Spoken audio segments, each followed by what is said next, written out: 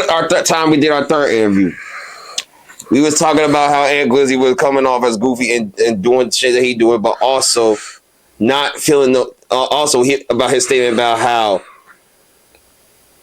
people was cloud chasing on Duck name, and you was speaking of how you was not one of them. And Duck wanted you to have the cloud office name, but you still wanted your own way. What recently happened last year was after FBG Young had a talk with J Main and spoke of why he agreed with certain things Ant Glizzy was saying. Ant Glizzy then realized it's real niggas from 63rd as well. So then after that, he apologized to Young for disrespect to FBG Cash and Duck. And he said, if I would have known it was more niggas like you out here, I would have never looked at 63rd as a whole as a goofy.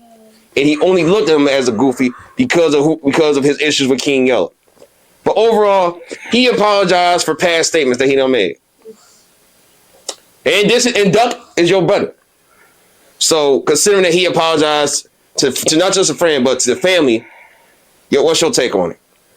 For starters, you know I'm always revert to this. Like I say, I'm a God-fearing man, so I don't hold hatred in my heart for nobody. I don't give a fuck what you do. It could be blood shit. I still don't hold hatred. I might not like you. I cannot like you and dislike things. But I hold no hatred in my heart for none of nobody. So it'd be like, it is what it is. You feel me? Motherfuckers be, you feel me? Like I say, he like a motherfucker, like, I could never, like, really take him serious and respect him. Because as a man, it's like, I watch you go up there and... Oh, not to cut you off, brother, but you really did say after he made that statement that you got the utmost respect for him. How do you not have respect for him now? No, because I end up looking and seeing him say some shit like right after that, after Young had came off of DJU or whatever. So he was saying some shit. I guess after Young, DJU was up there saying the little Tuka shit or whatever, the little remarks he was making. And Glizzy got up there and said some little shit. He got up there and said some shit. He was up there talking crazy, walked the bam after that. I had one on his page because I used to go on his YouTube page and watch the shit. He does talk a lot on YouTube. So he was up there talking greasy and shit, saying what he was saying and shit like that. And then I just be looking at niggas. It just made me realize, like you say, it go back to what you just said. He said he did that because he had an issue with King Yella. Not even saying Yella goofy. At the end of the day, it's like, okay, it's always goofies in every hood. So just because it's a goofy in the hood or you got into it with a goofy, that make you think the whole hood goofies? It's always going to be killers in every hood. It's always going to be goofies in every hood. It's always going to be hustlers in every hood. It's always going to be niggas that just get money and get bitches and get fly in every hood. So it's like, just because you get into it one nigga out the hood, that just make you disrespect the whole hood. As goofies, you just think the whole hood. And they're not even the hood. He eventually got on to beef with more niggas. He ended up getting into it with Cairo. He ended up getting into it with Breezy and Mimo. He ended up getting into it with... How, though? And you're not getting into it with niggas in your city like this. You got real pressure in your city. That's the thing. See, I've never been into getting into other motherfuckers' politics. Like, don't get me wrong, I got niggas in other cities that I fuck with that I done met off networking and shit, off the internet, but I done got up with them in person. Like, I done came to they city. Like, ain't nobody that I met on the internet came up to my city, came up here. But I done always went to they cities, went to they cribs, went to they clubs, kicked it with them, party with them, recorded at they studios and shit like that. So it's like, if some shit was to happen on one of them, yeah, I'll feel some type of way. If I'm in they city and I see one of their ops or something, it's most likely gonna be some tension. Off the strength of I got love for bro, it's gonna be tension for bro. What happened to bro? But as far as me on the internet getting into it with a nigga 30, 40,000 miles away, and I don't know shit that's going on, and I'm just steady getting into it with numerous motherfuckers over the internet in other cities, and I got real tension in my city. Like, you got real tension. You got opps that you into it when you got these niggas drops and everything, yet you rather sit on YouTube as a grown man in your 30s, 40s and say you smoking people's sons. As a man, your mindset got to be fucked up, so it make me not respect you, because ain't no way I'm finna be in my 30s talking about I'm smoking anybody's son. Just the mindset of that shit.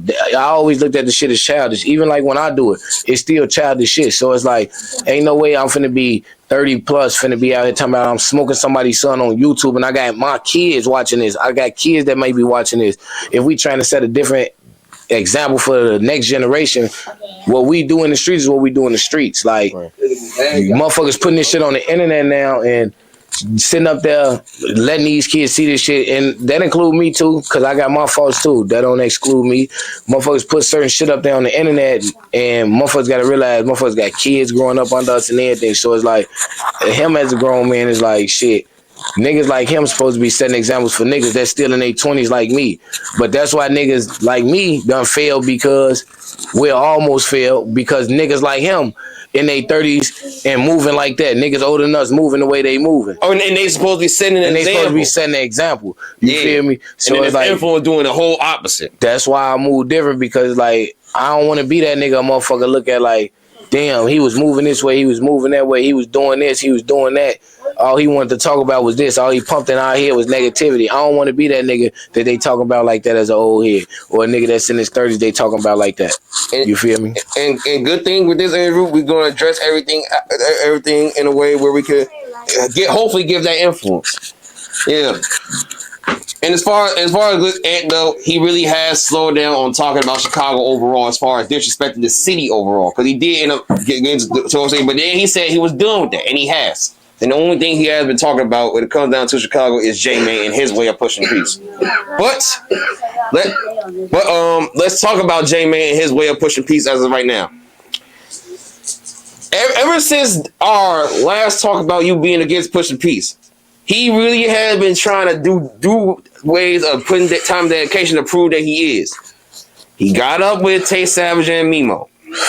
He won $10,000 on a bet with Sean Carter, and then gave that to all the sons or daughters of the fallen hood legends in Chicago. And what he recently did was go inside O Block and push peace with the youth. Ike, Shoebox, and even involve Gleech. They pushed no peace with them. They was trying to play tough. They was playing tough when they was talking about how they want to turn the 63rd and O Block generation of beef away from the new youth coming from O Block. That was them playing tough. Chicago Wave, what's your message to the youth? It's a million things I could say to them, but if there's one thing that they need to know that I feel like they should know, I'm here for them.